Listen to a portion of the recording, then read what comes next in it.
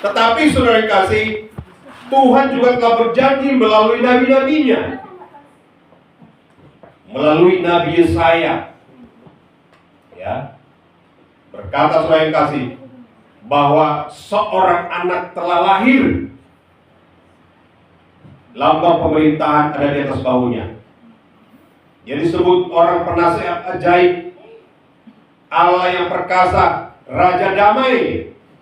Itu tertulis dalam Yesaya 9 ayat 7 sampai ayat 6 sampai 7. Jadi dia adalah Allah yang menjadi manusia. Bisakah Allah menjadi manusia? Ya. Saudara yang kekasih, tidak ada yang mustahil bagi Tuhan. Amin. Tidak ada yang mustahil bagi Tuhan. Apa susahnya bagi Tuhan menjadi manusia? Ya. Tapi kalau manusia menjadi Tuhan itu nggak mungkin bisa. Tapi kalau Tuhan menjadi manusia, kenapa tidak bisa? Karena dia adalah Allah. Tidak ada yang mustahil bagi dia. Amin. Dan sejak semula juga saya kasih, waktu penciptaan dunia ini, Allah Bapa berkata, marilah kita cipta manusia segambar dengan kita, sesuai dengan sifat kita. Ya.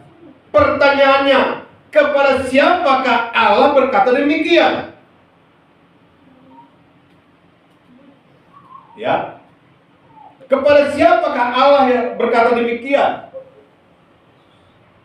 Dan kemudian dikatakan roh Allah melayang-layang di atas permukaan air. Ya. Jadi sejak semula waktu penciptaan manusia itu, penciptaan dunia ini, bahwasanya sudah ada Allah Bapa, sudah ada Allah Anak, dan sudah ada Allah Roh Kudus. Amin. Sudah ada Allah Roh Kudus, saudara. Sejak semula. Ya. Tetapi Alkitab berkata bahwasanya Allah itu Esa. Amin. Allah itu Esa. Apa yang dimaksud dengan Esa? Ya. Esa itu, saudara yang kasih, adalah satu di dalam bentuk kesatuan. Amin. Sama seperti di Indonesia dikatakan Negara Kesatuan Republik Indonesia. Ya. Jadi kata Esa itu diambil dari bahasa Sanskerta. Bahasa Esa itu bukan bahasa Indonesia. Jikalau bahasa Ibraninya disebut dengan Echad. Bahasa Arabnya Ahad. Bahasa Arab itu bahasa Ibraninya Echad. Jadi Esa itu bukan satu tunggal, tapi menjadi tunggal. Ngerti? Jadi tunggal itu disebabkan oleh ada hal yang lain menjadi satu. Itulah yang disebut dengan Esa. Itu bahasa Sanskerta itu adalah bahasa India. Amin. Bahasa India kuno. Nah, jadi Esa adalah satu di dalam kesatuan. Ini nggak dipelajari sampai di SMA, nggak dipelajari. Tapi kalau masuk ke perguruan tinggi baru dipelajari. Ya. Jadi saudara yang kasih, mengapakah Yesus datang ke dunia? Karena Allah tidak akan bertindak sebelum memberitahukan kepada nabi-nabinya. Begitu berharganya nabi-nabi itu, saudara yang kasih, di hadapan Tuhan. Jadi Tuhan sudah sampaikan kepada Nabi Yesaya bahwa yang lahir itu disebut dengan Allah yang perkasa, Raja Damai, Allah yang kekal. Sudah disampaikan. Kitab Yesaya 9 ayat 6 sampai 7. Amin. Jadi jangan ragu. Mengapa kita percaya kepada Yesus Tuhan? Itu karena Tuhan sudah berkata melalui nabi-nabinya. Seandainya Tuhan tidak berkata kepada nabi-nabinya, kemungkinan sekarang ini kita gak percaya Yesus adalah Tuhan. Jadi karena Tuhan sudah berkata melalui nabi-nabinya bahwasannya yang lahir itu disebut dengan Allah yang perkasa, makanya kita percaya. Amin. Kemudian yang kedua, saudara yang kasih, mengapa kita percaya Yesus adalah Tuhan? Karena malaikat juga mengakui Yesus adalah Tuhan. Lukas 2 ayat 11. Ya, janganlah takut mengambil Maria menjadi istri, sebab anak yang dilahirkan itu adalah Tuhan. Amin. Jadi kalau Nabi sudah mengakui Yesus adalah Tuhan, kalau malaikat sudah mengakui Yesus adalah Tuhan, dan kita lihat juga, saudara yang kasih, latar belakang daripada Yesus. Apakah Yesus itu hasil kawin? Tidak. Amin. Nggak ada benih laki-laki sehingga Yesus lahir, nggak ada. Sebab Maria itu mengandung Yesus, ya. Mereka tidak pernah berhubungan antara Maria dengan Yusuf, nggak pernah. Amin.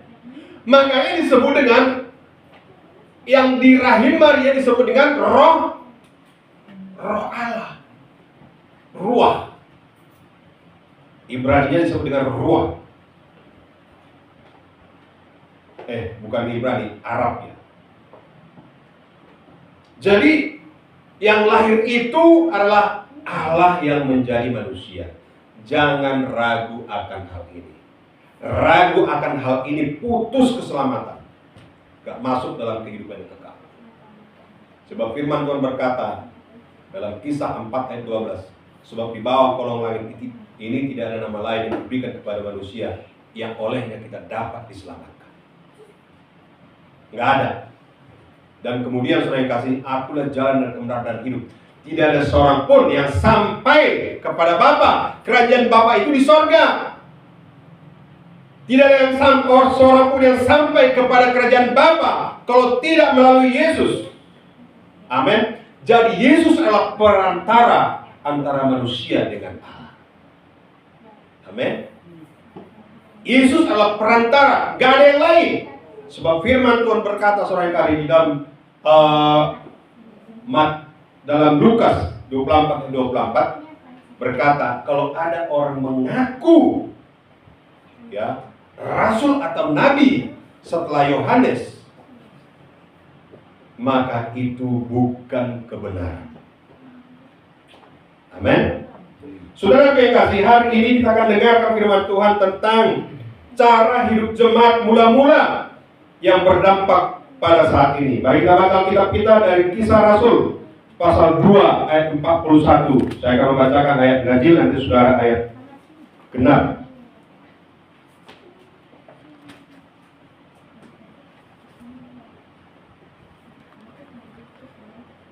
Kisah Rasul 2 ayat 41. Berapa semua?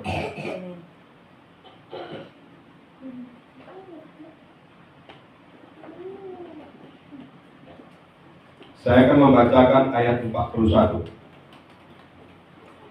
Orang-orang yang hadir, saya ulangi, orang-orang yang menerima perkataan itu memberi diri dibaptis, dan pada hari itu jumlah mereka bertambah kira-kira 3.000 jiwa, saudara.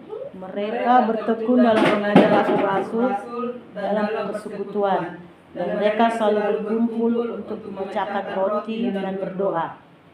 Maka ketakutanlah mereka semua, sedang rasul-rasul itu mengadakan banyak mujizat dan tanda. Dan semua orang yang telah menjadi percaya tetap bersatu dan segala kepunyaan mereka adalah kepunyaan bersama. Dan selalu ada dari mereka yang menjual harta miliknya, lalu membagi-bagikannya kepada semua orang sesuai dengan keperluan masing-masing. Dengan bertekun dengan hati, mereka berkumpul tiap-tiap hari dalam bait Allah. Mereka memecahkan roti di rumah masing-masing secara bergilir dan makan bersama-sama dengan gembira dan dengan tulus hati, Sambil memuji Allah, dan mereka disukai semua orang. Dan tiap-tiap hari Tuhan menambah jumlah mereka dengan orang yang diselamatkan. Amin. Saudara yang kasih, jemaat mula-mula setelah Yesus terangkat ke surga, disaksikan oleh jemaat mula-mula. Jemaat mula-mula ini ada di Yerusalem. Mereka adalah kelompok yang disukai semua orang karena cara hidup mereka yang baik dan teladan kepada orang-orang di sekitar mereka. Amin. Jadi mereka adalah orang yang disukai, saudara yang kasih. Mengapakah Tuhan menambahkan jumlah mereka? Mengapa, saudara yang kasih? Karena mereka disukai semua orang, oleh semua orang. Amin. Ya, sebaiknya saudara yang kasih, orang-orang yang percaya saat ini disukai oleh semua orang. Amin. Bagaimana supaya kita disukai semua orang? Ya, kalau kita misalnya saudaraku menyakiti orang-orang di sekitar kita, maka kita tidak akan disukai. Amin. Kalau menceritakan keburukan-keburukan, ya, tetangga kita, orang-orang sekitar kita, kita ceritakan kepada orang lain, tentu saja saudara yang kasih, orang tidak suka kepada kita. Ya. Jadi mengapa saudaraku disukai semua orang? Karena saudaraku, mereka itu berbuat baik. Amin. Ya. Dan Tuhan menambahkan jumlah mereka yang beribadah. Pada waktu itu belum ada media sosial. Amin.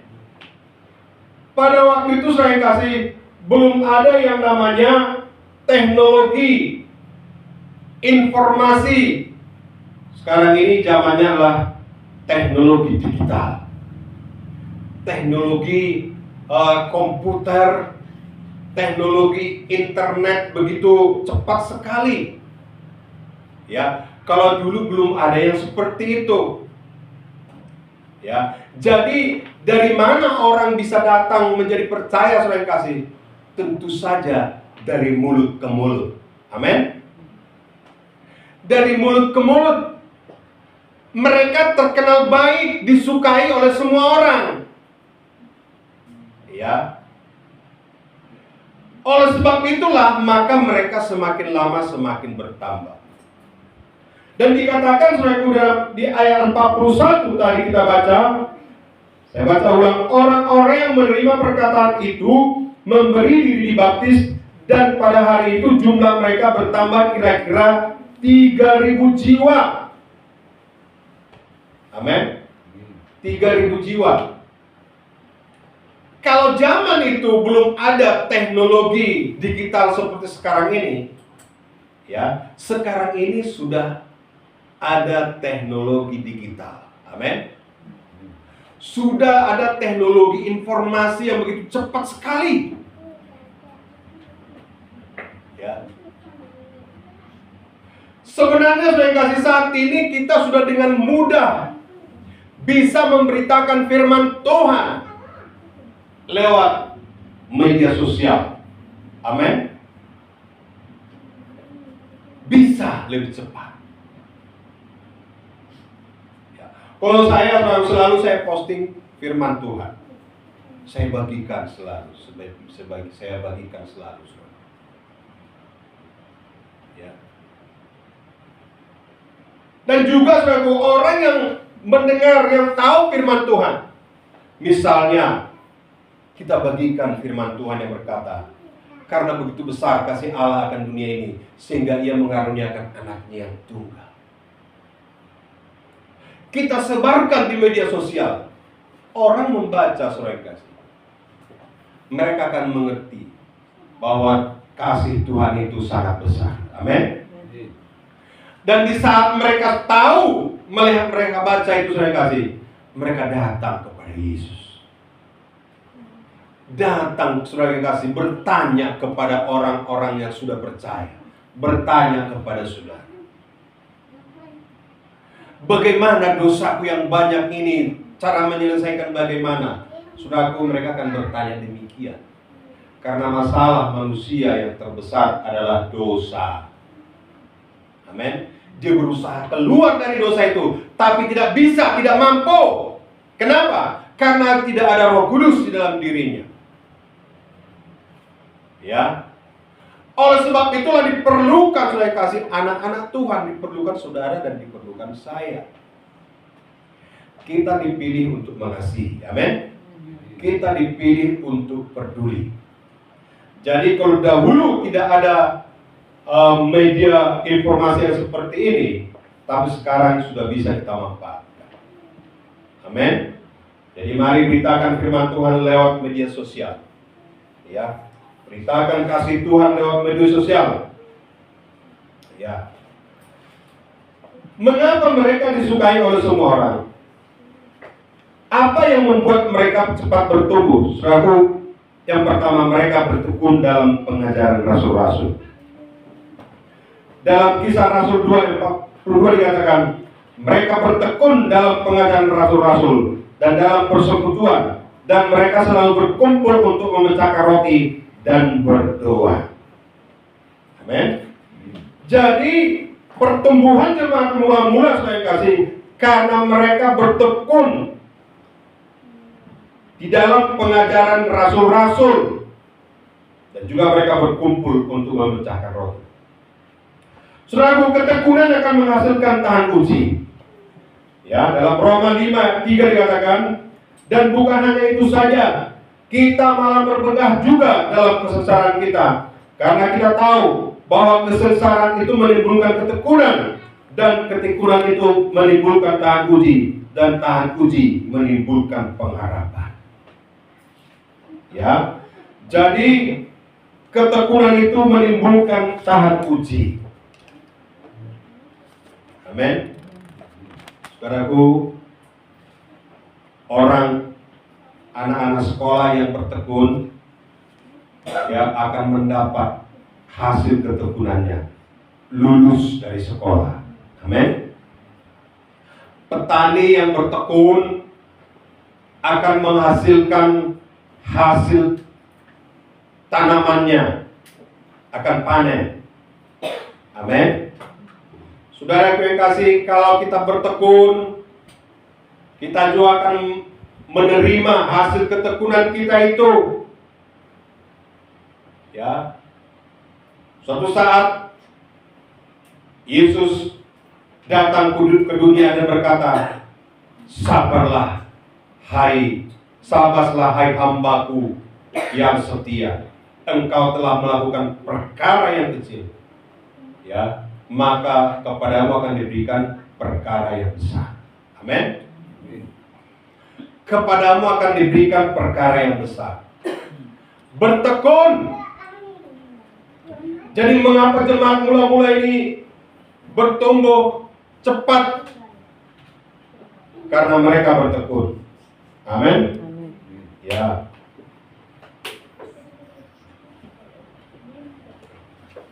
Saudara yang kasih, ada tantangan mereka. Ada yang menghalangi mereka untuk bertumbuh, berkembang. Siapa yang menghalangi mereka? Pada waktu itu ada suatu orang Saduki dan juga ada orang Farisi. Orang Saduki ini adalah orang-orang yang merasa terancam. Mereka terancam sebagai kasih. Mereka pengikut mereka akan berkurang. Ya. Pemuka-pemuka agama itu, yaitu orang-orang Farisi dan Saduki, tidak senang kepada mereka. Mereka menganggap bahwa Kristen mula-mula adalah ancaman akan keberadaan mereka. Tetapi Kristen mula-mula itu tetap bertekun menerima pengajaran dari rasul-rasul. Saudara kekasih, ketekunan itu menimbulkan tahan uji. Tadi sudah kita baca.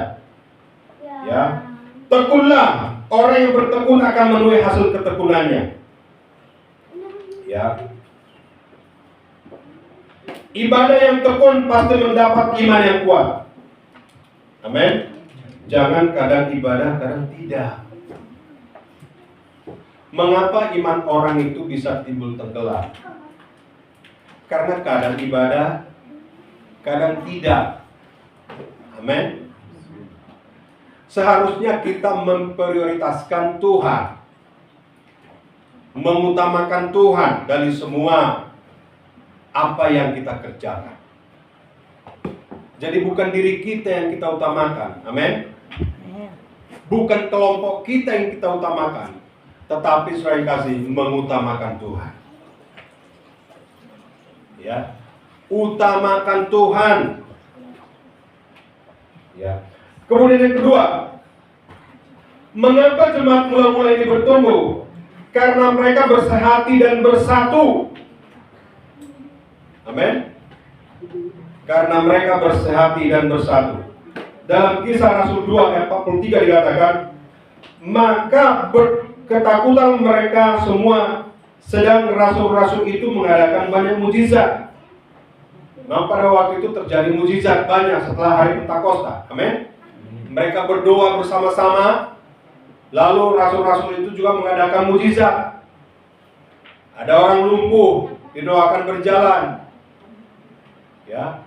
Ada juga orang buta didoakan melihat. Ada banyak penyakit disembuhkan. Sembuhkan Tuhan lewat rasul-rasul itu. Sehingga orang-orang yang melihatnya menjadi ketakutan. Ya. Tetapi dikatakan ayat 48, dan semua orang yang telah menjadi percaya tetap bersatu, dan segala kepunyaan mereka adalah kepunyaan bersama. Kekompakan adalah kunci keberhasilan jemaat mula-mula. Amin. Kekompakan kita, saudaraku, adalah kunci keberhasilan sidang Tuhan. Amin. Kompak kita, bersehati kita, ya, melihat jiwa-jiwa saudara yang kasih. Jangan gembalanya ke kiri, jemaatnya ada yang ke kanan, ada yang bahkan saudara yang kasih nggak berjalan. Jadi supaya kita cepat bertumbuh, ya, satu arah. Amin. Bersehati. Amin. Ya, mari kita bersehati untuk maju saudara yang kasih.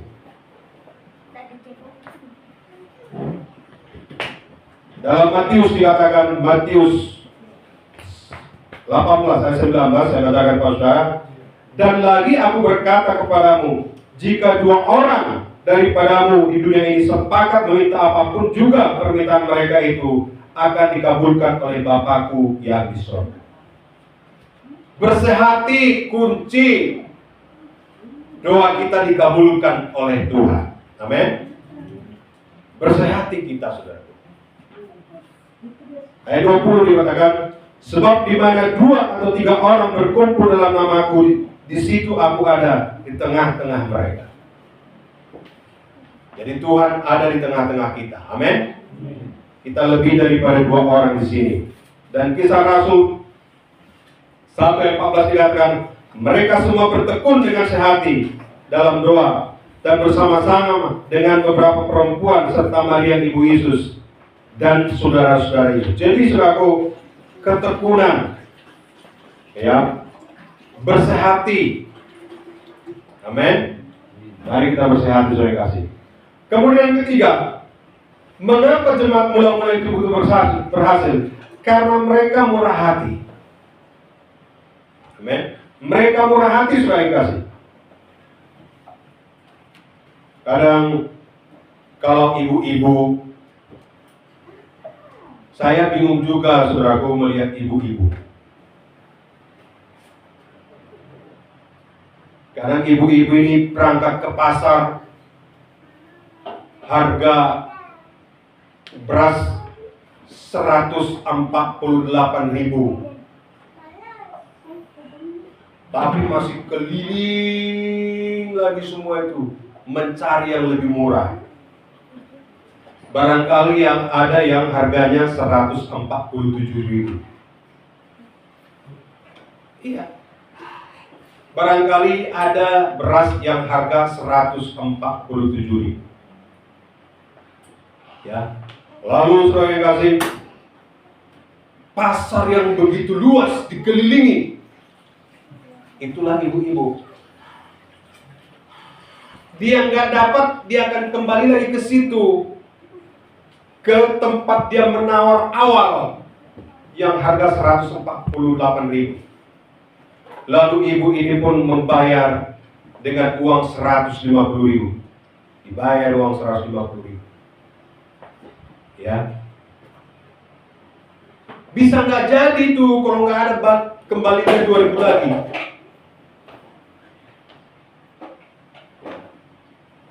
Ditunggu terus supaya dikembalikan 2.000 itu. Ya. Jadi kalau kita laki-laki nggak demikian.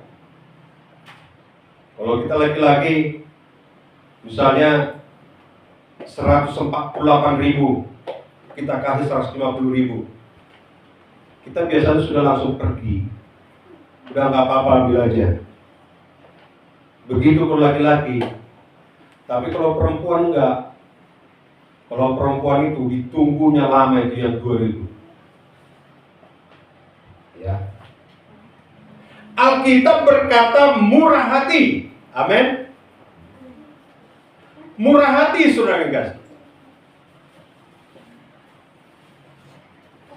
Ya. Jadi kalau kita misalnya di sini, kalau sudah Tuhan sudah memberkati sidang Tuhan ini, kita mendapatlah misalnya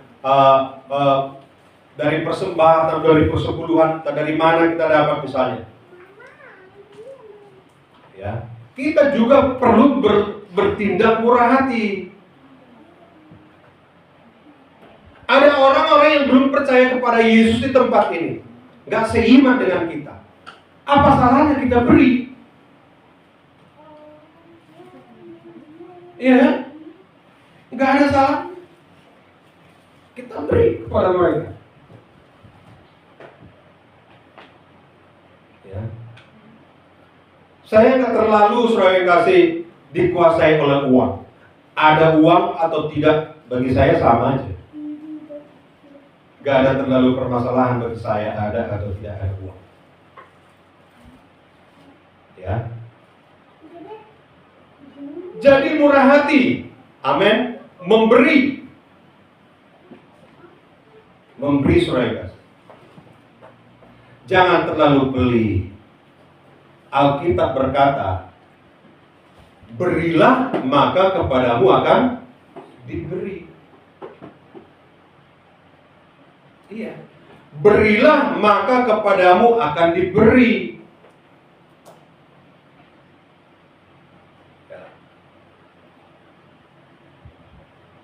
Dan itu saya kok dihidupi oleh beberapa hamba Tuhan.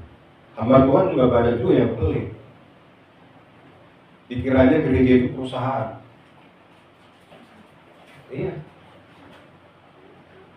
Dikiranya gereja itu adalah tempat bisnis. Ya. Jadi murah hati. Amin. Mengapa begitu gereja mula-mula itu bertumbuh dengan cepat? Karena mereka murah hati. Dalam Kisah Rasul 2 ayat 45 dikatakan, dan selalu ada dari mereka yang menjual harta miliknya, lalu membagi-bagikannya kepada semua orang sesuai dengan keperluan. Ya. Dibagi-bagikan, saudara. Kalau kita murah hati, maka kita akan memperoleh kemurahan hati.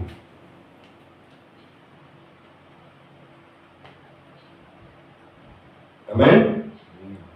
Orang yang murah hati berbuat baik kepada diri sendiri, tetapi orang yang kejam menyiksa badannya sendiri.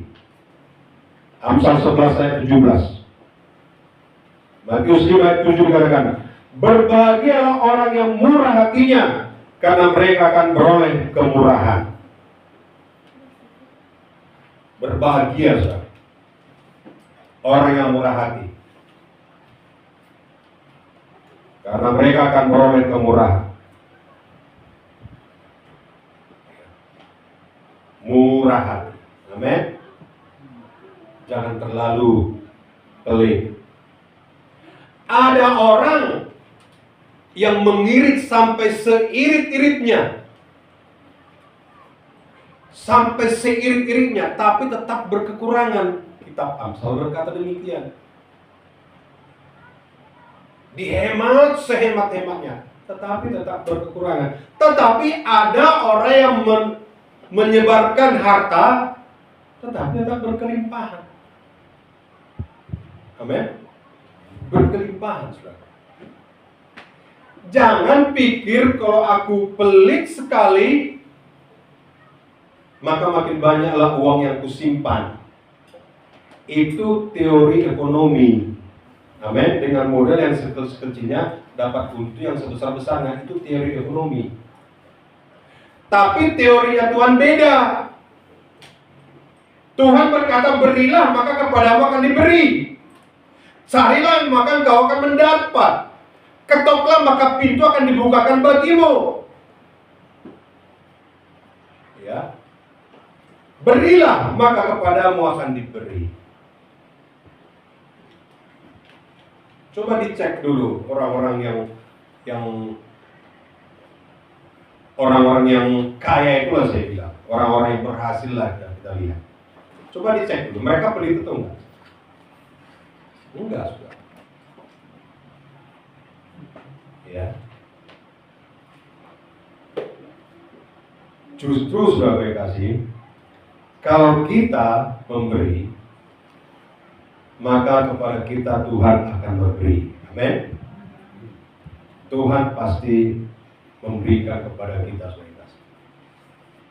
Ya. Kalau kita memberi, kita disukai Tuhan dan juga disukai oleh sesama. Jadi mengapa gereja mula-mula ini begitu cepat bertumbuh? Karena mereka murah hati. Jangan seperti ibu-ibu tadi saya kasih, untuk membeli satu karung yang 10 kilo beras kurang 2.000, kembaliannya ditunggu terus. Amin. Tapi di sini semuanya murah hati. Amin. Semuanya kita baik-baik. Oke.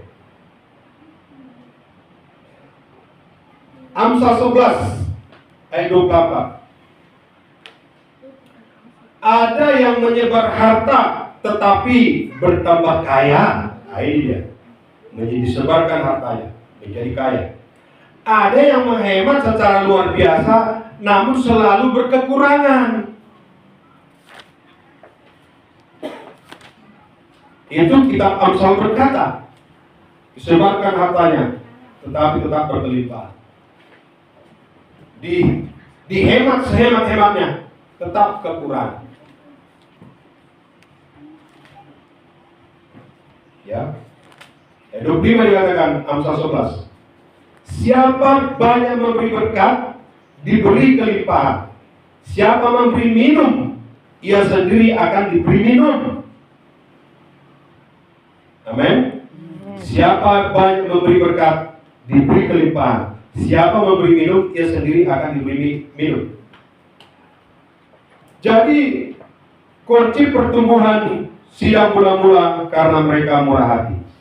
Kemudian saudaraku, mereka berkumpul tiap-tiap hari secara bergiliran Tentu saja ini saudaraku adalah di rumah-rumah jemaat. Kisah Rasul 2 ayat 4 dikatakan, dengan bertekun dan dengan sehati mereka berkumpul tiap-tiap hari dalam bait Allah. Mereka memecahkan roti di rumah masing-masing, secara bergilir dan makan bersama-sama dengan gembira dan dengan tulus hati. Amin.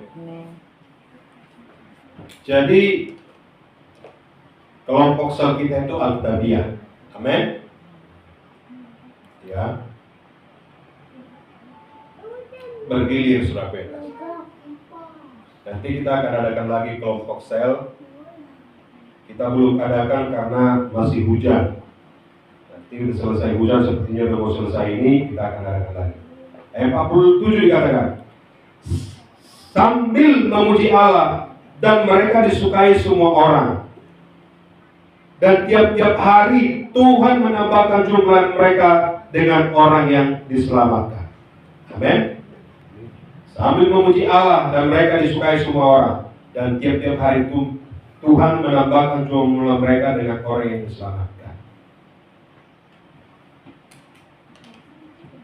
Tiap-tiap hari. Bukan sekali seminggu ditambahkan Tuhan, tetapi tiap-tiap hari. Amin. Ya, kalau ini terjadi di tempat ini saudaraku kita, maka pertumbuhan gereja kita cepat sekali. Ini pun sudah cepat, amin, tapi bisa lebih cepat lagi. Amin. Jadi saudara yang kasih, mari kita lihat bagaimana diri kita, apakah kita sudah sesuai dengan jemaat mula-mula atau belum? Memecahkan roti bergiliran. Nanti kita akan adakan tempat kelompok selalu bergantian. Kemudian dengan tulus hati, Tuhan menambahkan jumlah mereka tiap-tiap hari. Ya, tekun, bersehati, disukai oleh semua orang, murah hati, penuh dengan Roh Kudus. Amen. Disukai semua orang, penuh dengan Roh Kudus. Amin. Sampai di sini firman Tuhan. Mari kita bangkit berdiri sebagai kasih.